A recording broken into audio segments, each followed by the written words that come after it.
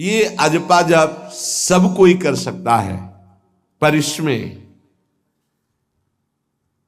ये नियम है, वाणी से सत्य बोलना, अजपा जाप उसी का चलेगा, सत्य बोलने वाले का। ये जब उतरे हैं भगवत मार्ग में तो झूठ काहे को बोले भाई, काहे को झूठ बोले। लेकिन झूठ का तो ऐसा राज्य हो चुका है जबान पे, मतलब समझी में नहीं आता कि हम झूठ बोल रहे हैं।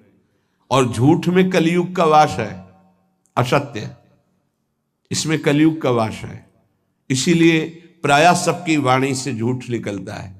झूठे ही लेना, झूठे ही देना, झूठे ही भोजन, झूठ चबेना। तो कम से कम और भूले तो भूलो तुम जिन भूलो मालाधारी, अय भगवत पार्षद तुम क्यों भूल रहे हो कि तुम सत्य स्वरूप भगवान की आराधना करते हो।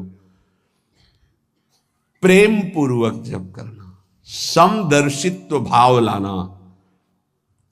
अजपा जाप 24 घंटे होता है श्वास के साथ। पहले 4 वर्ष के साधन से विमान में आए हुए भगवान नारायण का दर्शन। भाई जी महाराज का तो ऐसे दर्शन, निज पार्षद जन निज जन थे, उनके बीच में भाई जी से पूछते जा रहे हैं पूज्य श्री जयदयाल गोयनका जी, भगवान के चरण कितनी दूर हैं? बस बोले पास हैं, स्पर्श कर रहा हो।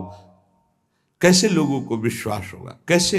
जैसे वो एक विज्ञान से पढ़े लिखे डॉक्टर, तो उनको लग रहा था कि संत ऐसा कैसे कर सकते हैं कि किसी का कैंसर नष्ट कर दें।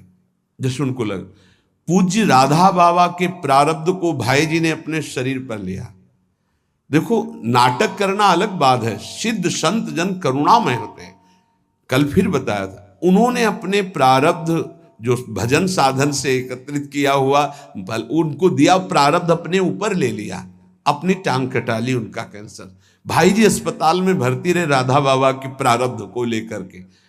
इन संतों की महान उदारता और महिमा को कैसे कोई जानेगा। ये अजपा जप में बड़ी सामर्थ्य है। इसमें क्या होता है कि जपना नहीं होता है, पर यहां तक पहुंचना कठिन है। पीछे बताया गया था कि इतने समय तक अगर आप वैखरी से भजन करें, परसों ही शायद चर्चा हुई थी, फिर आपके कंठ से चलने लगेगा, फिर आपके हृदय से चलने लगेगा, फिर नाभि से चलने लगेगा। ये श्वास पर अभ्यास किया जाता है। ऐसा जैसे आवाज ना निकले पर आप गुनगुनाओ, नाक की वायु को अंदर से काटते हुए नाम के द्वारा, बस आवाज नहीं निकल रही, वो क्या चल रहा है श्वास में। हमने नारायण शब्द का अभ्यास किया। नारायण स्वामी जी कह रहे, जो हमें गुरुजी ने दिया, नारायण नारायण। 24 घंटे इसका अभ्यास करते करते रोम रोम आनंद से भर गया और नारायण शब्द स्वाभाविक चलने लगा। अजपा जाप बहुत जल्दी भगवत साक्षात्कार कराता है। करता नहीं रहता जाप का, और जाप होता है। भोरी सखी जी ने भी कहा, नाम श्वास दो बिलक चलत है, इनको भेद नमो को भावे, श्वास ही नाम नाम ही श्वासा, नाम श्वास को भेद मिटा। बहुत जो चाहोगे प्राप्त हो जाएगा। ये रुपया पैसा संसार की भोग सामग्री, ये तो तुम्हें कोई देगा भी तो तुम्हारी इच्छा नहीं होगी, आसक्ति नहीं होगी इनकी तरफ। ब्रह्मादि के भोग सब विषम लागत ताई, नारायण ब्रज चंद की लगन लगी है जाई। अजपा जाप को निरंतर चलाने के लिए एकांत में भगवान की कुछ स्तोत्र और प्रार्थना है, उनको गाइए और रोइए, प्रभु से प्रार्थना कीजिए। क्या? मुझे अजपा जाप दे दीजिए, निरंतर भजन दे दीजिए। वो दे देंगे। हमने संतों से सुना है कि भगवान भजन मांगने की बात को बड़ी जल्दी पूरी करते हैं, कि मुझे अखंड भजन दे दीजिए। हृदय से जब चाहोगे तब, वो अंतर्यामी है, वो आपके अंदर बैठे देख रहे हैं। भगवान मुझे भजन दे दिए, और आपके चल रहा विविध भोगों की, तो पहले उन भोगों को नष्ट करेंगे या पूर्ण कराएंगे, तब आखिरी बातें आएगी। जब विभीषण जी श्री भगवान के सन्मुख गए तो भगवान ने सबसे पहली बात पूर्ण की जो लंका में चलते समय भाव आया था कि भगवान के चरणों का आश्रय लेकर उनके बाहुबल से इस रावण का विनाश करके जिस सिंहासन पर बैठकर इसने लात मारी यहीं बैठूंगा आके। पहला काम किया, समुद्र का जल मंगाकर लंकाधिपति पद पर अभिषिक्त कर दिया। और लंकेश कह के उन्होंने कहा कि प्रभु उर्कछु प्रथम वासना रही, प्रभुपद प्रीति सरित सो वही। प्रभु आपके चरणों के दर्शन से कोई कामना नहीं। तो भगवान कहते नहीं, पहले कामना की थी उसकी पूर्ति ले। हम भगवान से भजन मांगेंगे, साथ में नाना प्रकार की वासनाएं हैं, तो इसीलिए जब बहुकाल करी सत्संगा, सत्संग सुनते सुनते ये दिमाग में बैठ जाता है कि भोग वासनाएं कामनाएं ये हमें फंसाने वाली हैं, हमें नहीं चाहिए। जब आपके अंदर से उदासीनता आएगी तब भजन की मांग पूरी हो जाएगी। कभी कभी भगवान का गुणानुवाद करके एकांत में रोया करे साधक। कभी रोना आता है अपने इंद्रिय और मन के विलास की पूर्ति ना होने पर। इतने मोटे मोटे आंसू गिरते, तब लगता है कितने कीमती आंसू कितने घटिया जगह में गिरा रहे हो। अरे इन्हीं से प्रभु को खरीद लेते हैं।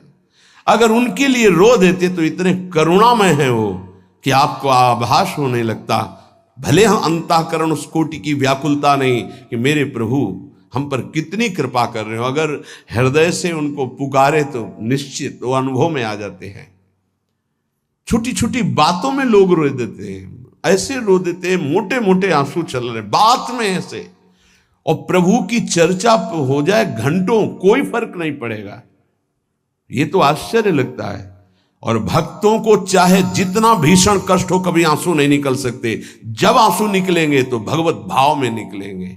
कह रहे नारायण स्वामी कि अजपा जाप के लिए भगवान से प्रार्थना करो। कभी कभी एकांत में उनके स्तोत्र हैं, गुण हैं, उनको गा गा कर रो, उनसे प्रार्थना करो, हे दीन बंधु मुझे अपना अखंड भजन दे दो। जो चाहिए सब प्राप्त हो जाएगा। भजन से क्या नहीं प्राप्त हो सकता। एकांत में बैठकर रोने से, ऐसे प्रतिदिन जब आप नियम बना करके प्रभु से प्रार्थना करेंगे। मीराबाई जी ऐसा ही करती थी, रात्रि में गिरधर से बात करती थी, प्रार्थना करती थी। नारायण स्वामी जी कह रहे हैं उपासक ये बिल्कुल ध्यान रखे, यदि नाम सिद्ध करना है तो झूठ बोलना शपथ पूर्वक त्याग दे। झूठ नहीं बोलूंगा, सत्य बोलना इस अजपा जाप के लिए निहायत जरूरी है, निहायत जरूरी है। प्रार्थना है, काहे को मलिन करे जिह्वा। जब हम भगवत मार्ग में चल रहे तो ये याद भूल जाती है हमें कि हमें सत्य ही भाषण करना है, असत्य नहीं बोलना। ये हमें भूल जाते हैं। क्यों भूल जाते हैं? क्योंकि माया का ऐसा प्रभाव। अगर हम भजन के प्रेमी हैं, भजन बढ़ाना चाहते हैं, तो हम झूठ क्यों बोले? सारे जगत में जो भी तुम्हारे सामने आवे दृष्टि से उसको जरूर देखकर एक बार प्रणाम करो। मेरे प्रभु इस जीव जंतु के रूप में, जड़ के रूप में, चैतन्य के रूप में। इससे तुम्हारे हृदय में पवित्रता बढ़ेगी, अजपा जाप चलने में सहायक होगा। सत्य बोलना, भगवान से एकांत में रोकर प्रार्थना करना, सबके प्रति भगवत भाव रखकर प्रणाम करना, जिससे तुम्हारा कहीं दोष दर्शन नहीं होगा। किसी के मन को दुखाने वाली कभी बात न कहे, किसी को दुर्वचन न कहे, किसी का वैर भाव अपने हृदय में स्वीकार न करे। ये साधन मैंने स्वयं किया है नारायण की कृपा से। इस दास को वेदांत का भी पूरा ज्ञान है और भक्ति मार्ग का भी। दोनों का आखिरी भाव समदर्शिता है, चाहे भक्ति से चाहे ज्ञान से। सब में ब्रह्म देखना, सब में वासुदेव देखना, सब में इष्ट देखना। भक्ति विषय में भजन और ज्ञान विषय में नारायण, ये दोनों बात भक्त में होनी चाहिए। भक्ति का प्रथम और अंतिम विश्राम भजन, हर समय भजन चलना, और आंतरिक ज्ञान का विषय सब में हमारे इष्ट देव। ये दो बातें जरूर होनी चाहिए परिपक्व भजनानंदी होने के लिए। अगर भगवान की प्राप्ति करनी है तो ये दो बातें बड़ी जोर की है, भजन निरंतर और जिसके भी सानिध्य में आए उसमें भगवत भाव करना। मेरे नारायण ने मुझसे कहा, वो फरमाया कि उनके पीछे पीछे मैं चलता हूं जो मेरे ऐसे भजन करने वाले भक्त होते हैं। और श्री कृष्ण चंद्र जी ने दयालुता में भागवत में कहा, अनुब्रजाम्य हम नित्यम पूयत्यंगुरेण भी। मुझे बहुत रोना आता है बात सुनकर के कि दास की चरण रज के लिए स्वामी पीछे पीछे डोलता है। किस भक्त के पीछे? जो दो बातें यहां कही, जो निरंतर नाम जप करता है और सब में भगवत भाव रखता है, तो भगवान नारायण ने स्वामी नारायण स्वामी से कहा कि मैं उसके पीछे पीछे डोलता हूं कि उसकी चरण रज मेरे ऊपर पड़ जाए। और भगवान श्री कृष्णचंद्र जी ने कहा, निरपेक्षम मुनिम शांतम निर्वैरम सम दर्शनम। निरपेक्ष जो किसी की अपेक्षा नहीं रखते, किसी से कोई संबंध नहीं, स्वार्थ का। मुनिम जो निरंतर मंत्र का नाम का मनन करते रहते हैं। शांतम हर द्वंद्व की प्रहार स्थिति में वो शांत रहते हैं, विचलित नहीं होते। निर्वैरम कोई उनसे वैर करे तो भी वो उससे वैर नहीं करते। और समदर्शी सब में अपने इष्ट को देखते। ऐसे संतों के पीछे में भगवान कहते उनकी चरण रज लेने के लिए हर समय पीछे पीछे रहता हूं।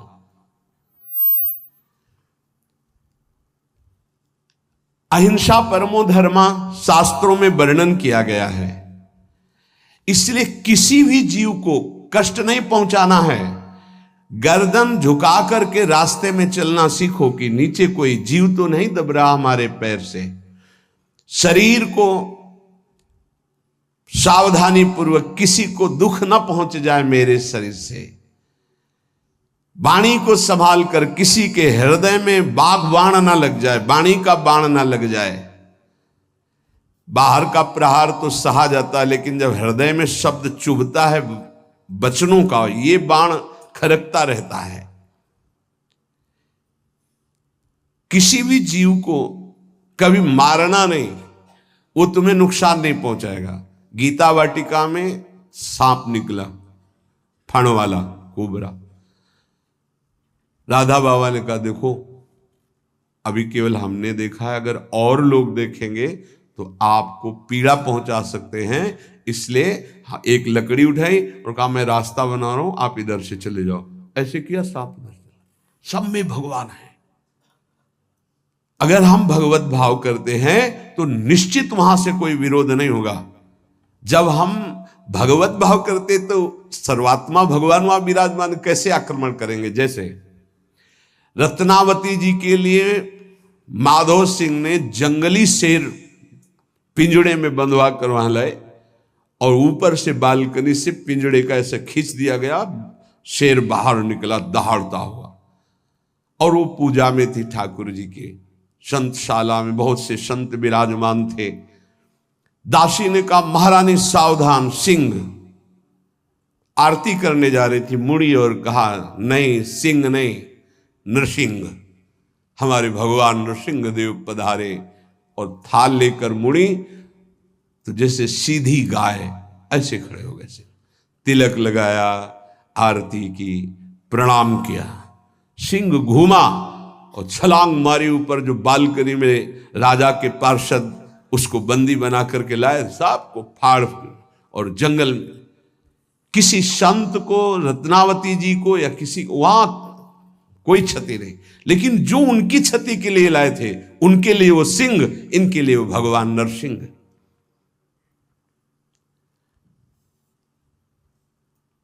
यथा योग्य दूसरे की सहायता करना, ये अपने भजन को बढ़ाने के लिए अत्यंत आवश्यक है। नारायण स्वामी जी कहते हैं, साधु क्या सहायता करेगा? मान लो जो अकिंचन है वो क्या सहायता करेगा? तो विद्या दान सबसे बड़ा दान है। तुमने जो शास्त्रों में स्वाध्याय किया है, जो अनुभव किया है, वो दूसरों को दो। जो अधिकारी है, जो दैन्य है, जो सुनना चाहता है, उसे जरूर सुनाना चाहिए। जो विद्या का दान करता है भगवान का भजन बहुत सहजता से होने लगता है, दूसरे को भजन में लगाने की बात। इसीलिए जैसे आप गृहस्थ में हैं तो आप अपने परिवार के छोटे बच्चे बड़े सब 5 मिनट आप राधा राधा कहिए, आप 10 मिनट भजन कीजिए, आप स्वयं कीर्तन कीजिए, पूरे परिवार को सुनने को मिले, बहुत लाभ मिलता है। सब अगर नगर कीर्तन करें तो लाखों लोगों के पाप नष्ट हो जाए, आपको बहुत जल्दी भगवत प्राप्ति हो जाए। ये साधन होते थे। अब क्या हो गया कि इतनी भजन के प्रति लघु बुद्धि हो गई कि शर्म लगेगी कि हम पूरे गांव में कैसे कीर्तन करें। जो शर्म लगने वाली बातें उनमें शर्म नहीं, नाम जप में शर्म लगेगी कि हम 10 लोग मिलकर नगर कीर्तन करें। पहले ऐसा था, प्रातः 4 बजे गांव के 10-20 लोग बड़े बूढ़े मंजीरा लेकर ढोलक लेकर के आसपास गांव में फेरी देते थे, जिसे प्रभात फेरी कहते थे, और वो नाम कीर्तन करते हुए कितनी सुंदर प्रथाएं थी। शाम के समय रामायण या भागवत की कथाएं कोई जो पढ़ा लिखा है वो सुना रहा है, 10, 20, 50 ऐसे आसपास के घरों के लोग बैठकर भगवान की चर्चा सुन रहे हैं। ये जरूर करना चाहिए, जो भजन के लिए बहुत उत्साह बढ़ता है। ध्यान करते समय, भजन करते समय मन तुम्हें घुमा घुमा कर माया में फंसाएगा। नारायण स्वामी का अनुभव, तुम्हें उसको घुमा घुमा के भजन में लाना है, ये युद्ध करना है। हे मन ने जो मांगा वही हम देने के लिए तैयार हो जाते हैं। ध्रुवदास जी कहते हैं, मन अब तक तूने जो कहा मैंने किया, अब मैं जो कहता हूं तुम्हें करना पड़ेगा। थोड़ा तो हिम्मत लाओ मन से लड़ने के लिए, और किसी से लड़ने की जरूरत नहीं। मन को जीत गए तो सच्चे गुरु बन जाओगे। मन को जिसने चेला बना लिया वही सच्चा गुरु नहीं, मन के सब चेला हैं।